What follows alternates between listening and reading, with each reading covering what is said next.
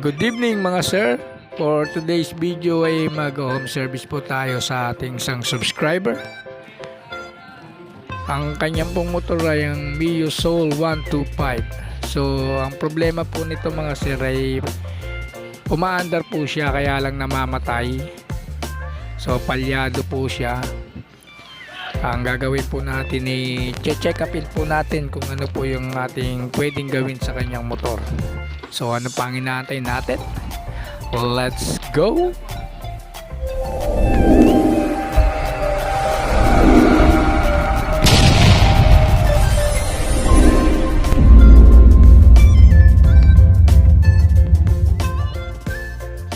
So yung first step natin mga sir, kailangan po natin tanggalin yung kanyang mga plastic parts.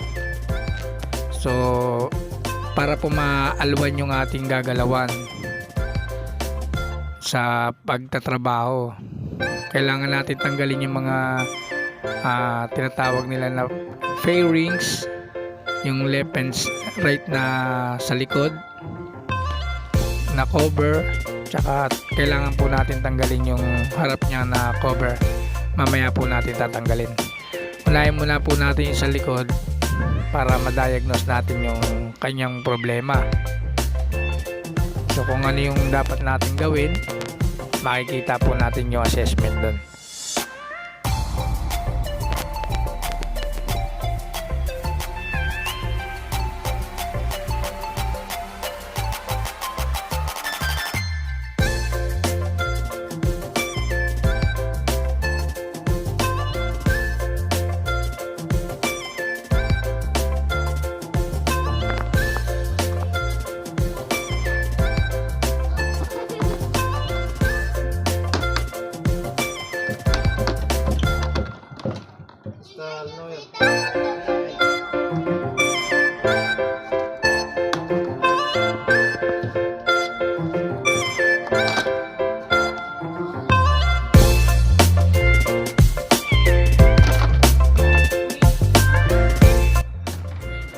Bali, tanggalin natin yan, yung fairings dyan, at makikita na natin ng buo yung kanyang makina. So yung first step natin sir, dahil medyo palyado po yung motor at ayaw mandar, ang pinaka naging assessment ko sa kanya at ang pagkaka-interview ko po dun sa ating subscriber, mausok po yung motor, medyo natuyo na ata ng langis. So ang gagawin po natin, check natin yung compression niya, tapos yung kanyang injector, throttle body, check po natin kung ano po yung mga kondisyon. So nakita ko po yung kondisyon ng kanyang throttle injector, marumi na po. So next ko pong titignan sa kanya yung kanyang throttle body po.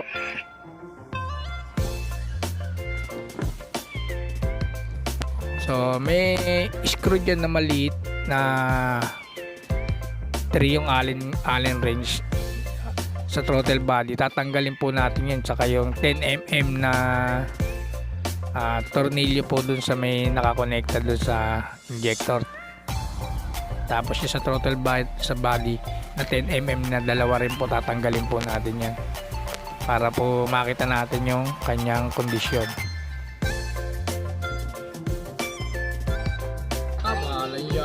So sa pagkaka-inspect ko po ng kanyang throttle body, sobrang dumi na po. So kailangan po natin yan linisin. Lilinisin po natin yan mamaya, papakita ko po sa inyo, tsaka ituturo ko kung paano po siya nililinis.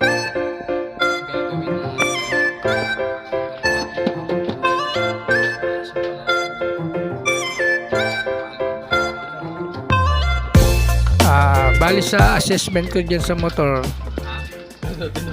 dahil medyo malambot yung kick at nagiging palyado siya, pag in-start mo tapos mabubuhay, pag pinatay mo hard starting na. So ang suspect po rin natin dyan yung kanyang makina, yung kanyang piston ring. So kailangan po natin tanggalin yung kanyang mga plastic bar ng buo para po maginhawa po nating magawa yung tinatawag na top overhaul. So yung motor ni sir ay kailangan nating i-top overhaul. So explain ko rin po sa inyo kung paano po yung ginagawa. May mga nauna po akong video sa vlog ko na paano mag top overhaul.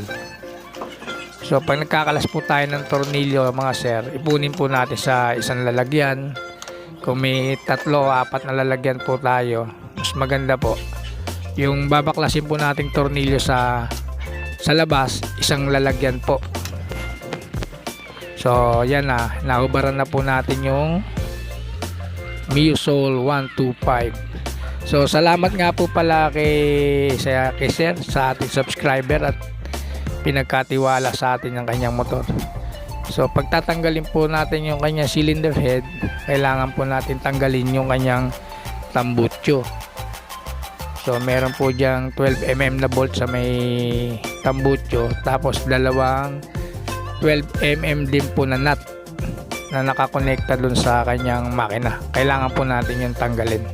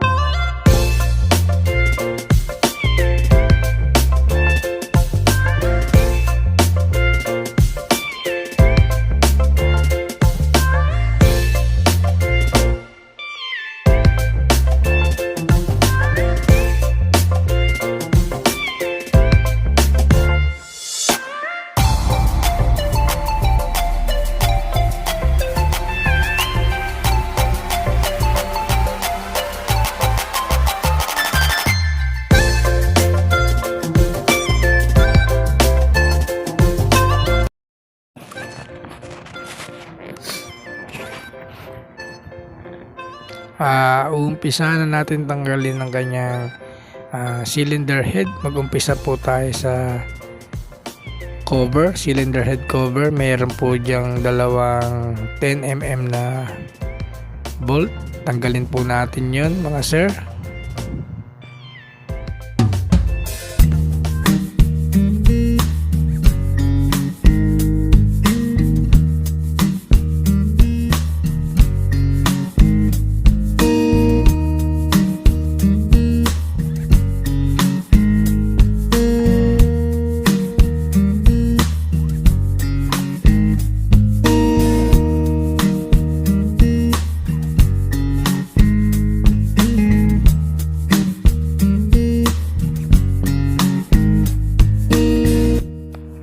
After natin matanggal yung kanyang cylinder head cover, check natin yung condition ng oil. Medyo nangingitim. Tapos tanggalin na natin yung kanyang 4 na nut sa kanyang cylinder head at dalawang Allen bolt. So sa pag-top overhaul, may nauna akong video mga sir, dapat ay ititidisi nyo yung motor kung bago lang kayong magbababa para malalaman nyo po yung settings. Importante po yung settings sa pagtatap overhaul. So pag nagkamali po kayo ng settings, magkakamali po kayo, masisira po natin yung motor. So pagkatanggal natin, tanggalin na rin natin tong kanyang timing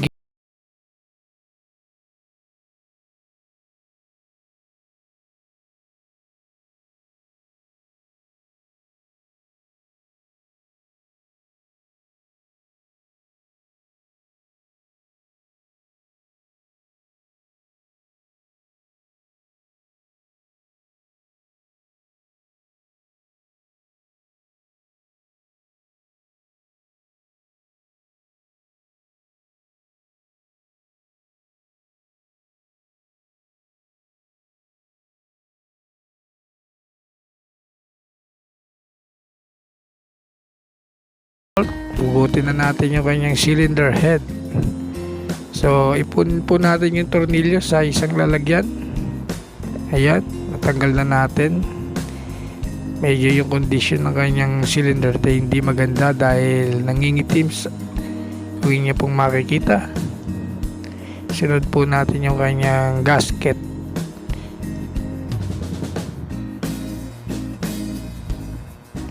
So hugutin na natin yung kanyang cylinder head ay cylinder block. So medyo maganit, mahirap ilabas. Nanikit na yung piston dun sa kanyang block.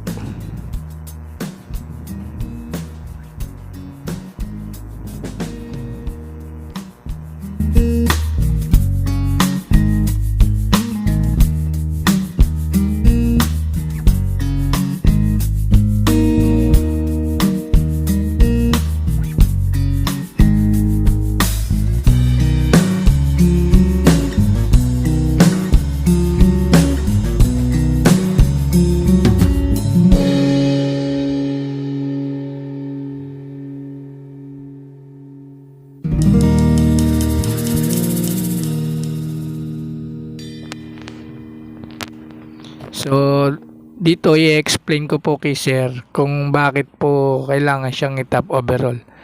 So dikit na po yung piston niya doon sa block kaya medyo mahirap po siyang hugutin. So sa kondisyon po ng piston ring niya, kung inyo pong makikita dyan sa aking video, yung sa upper side po niya namumuti na po. Bali yun po yung tumatama doon sa skirt. At yung kanyang top na piston yung sa ibabaw basa po ng langis. So kumakain na po ng langis yung motor ni sir, kaya pala sabi ni sir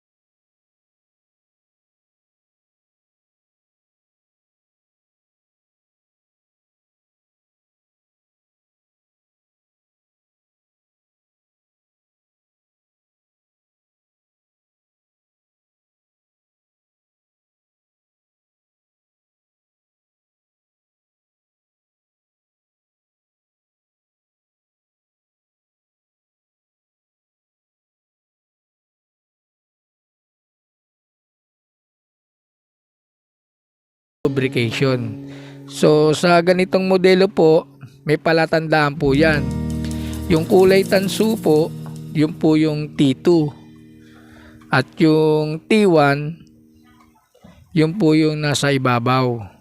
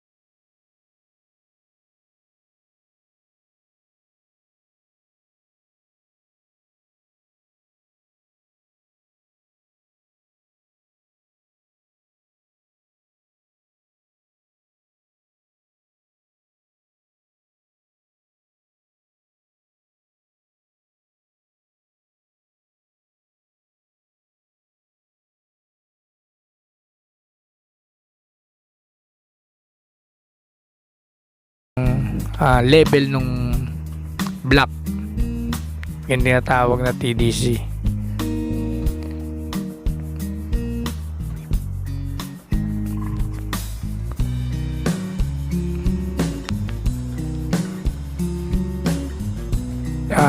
Ipipihit nyo po yan sa kanyang magneto.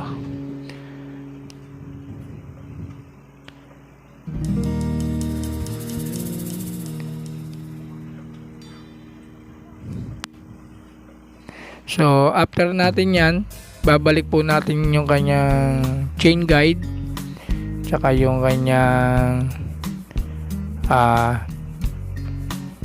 cylinder head gasket. Babalik na po natin yan.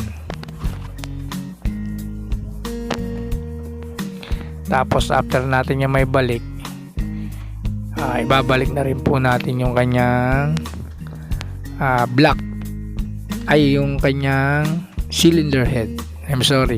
Cylinder head po, after natin may lagay yung kanyang gasket. So yung gasket mga sir, mas maganda kung bago, para yung singaw o yung leak hindi po tayo magkakaroon ng problema. Kasi kapag nagsumingaw, uulit po tayo ng trabaho.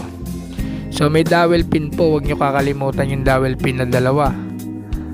Yan po yung guide nya para pagka ikinasa po natin, hindi rin po magsasakto po, magpipit po yung kanyang block tsaka yung cylinder head. So sa right side, kung nakaharap po kayo sa motor, doon po nakalagay yung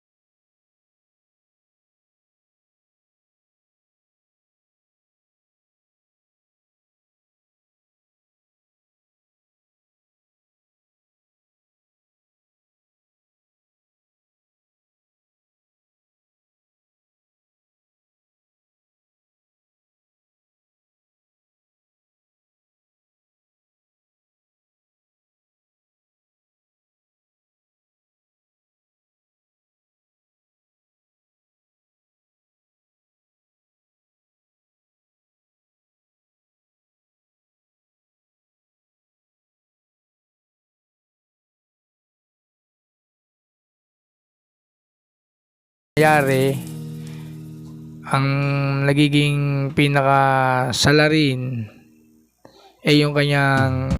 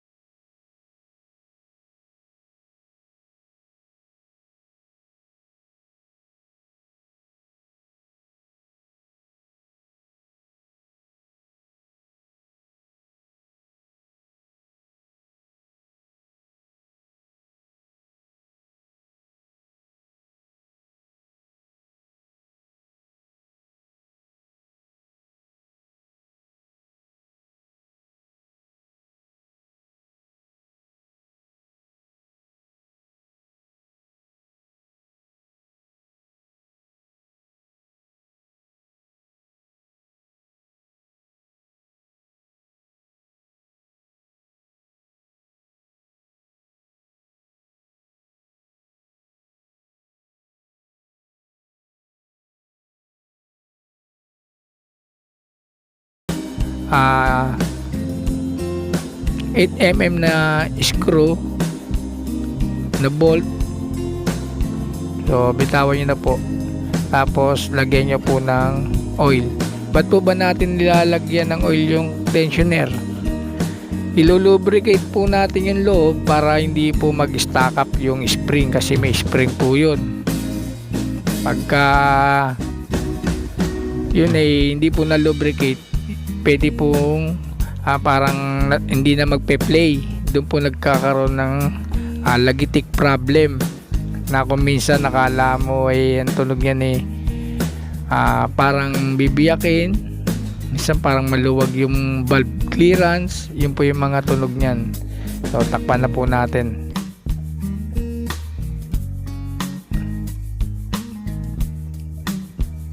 So pag natakpan na po natin yan, tapos na yan, pakita ko po sa inyo yung throttle body.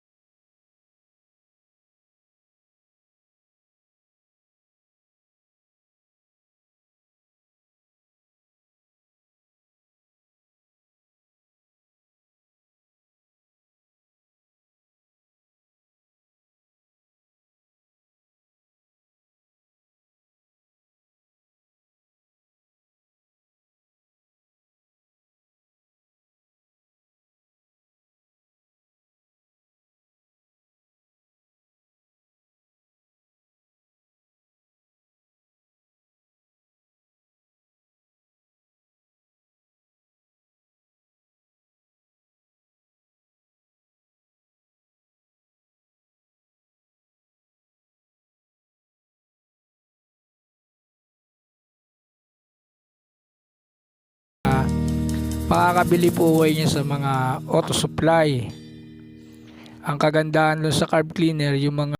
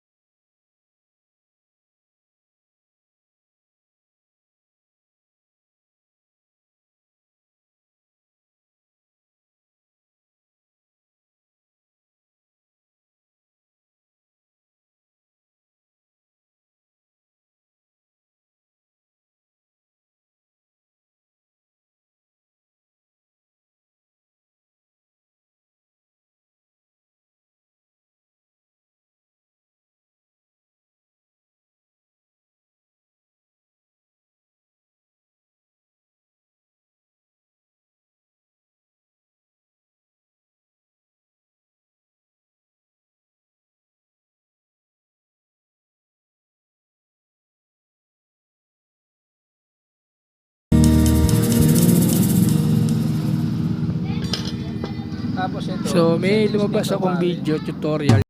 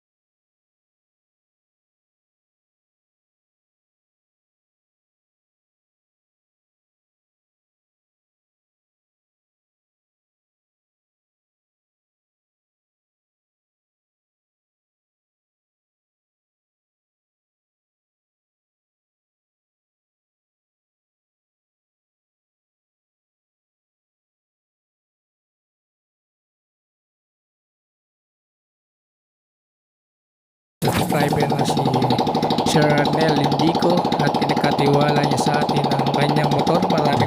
Maraming salamat po sa inyo, sir, sa tiwala na ibinigay niyo po sa akin.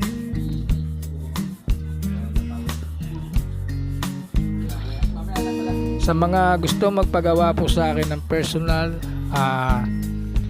ilalagay ko po yung link sa baba. Available po ako every Sunday para mag home service po. Sa mga gusto naman magpagawa sa akin ng Monday to Saturday, pwede niyo po ako puntahan sa Yamaha Boutique sa Pasig. Katapat po siya ng katapat po siya ng Max Fried Chicken. Sa mga gusto kong magpagawa, lalagay ko na lang po sa comments box. Sana po may natutunan kayo ngayon, mga sir, sa kaunting